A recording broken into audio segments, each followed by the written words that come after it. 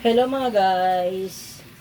So ngayon mga guys, lulutuin na natin yung gulay. Ilagay na natin yung gabi at saka tanglad. Yan. Saka ito na, sibuyas, luya, kamatis. Pakuluin muna natin guys. Saka natin ilagay yung gulay. So, sa totoo lang guys, dito ako nagluto. Kasi nahirapan ako dito guys. Kasi sobrang masikip at hindi ko makikita halos yung pagluluto ko. Kasi gumaganon. So, hugasan na natin yung gulay guys. Gulay. Ayan. Hello guys. Ay nako, dito ako nagluluto guys. Ayan. Mas komportable ako dito guys. So, ang lutuin natin ngayon, ayan. Nalagay na natin to guys. Kasi kumukulo na yung gulay. Pinakuluan natin na tubig. Tsaka guys, lagyan natin ng pritong tilapia guys. So, ilagay na natin ng isda guys.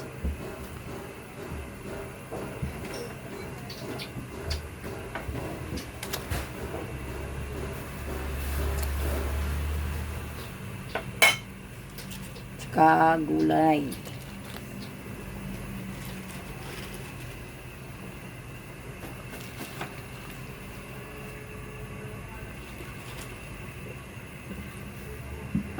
Lagyan na natin yung mga dahon-dahon. Puro ni mga dahon-dahon halos guys.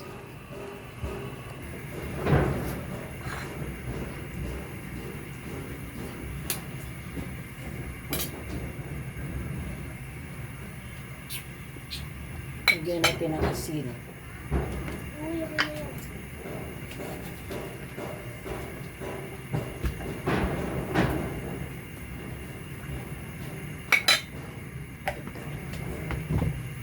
Ajinomoto.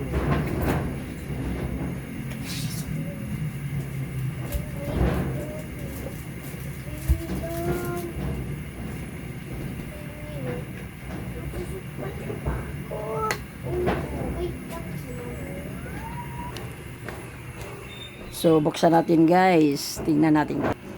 Yan. Takpan muna natin para maluto siya. Magsinabaw muna tayo guys kasi medyo laging umuulan. So, masarap higop ng sabaw na mainit, no? Gulay is life talaga guys.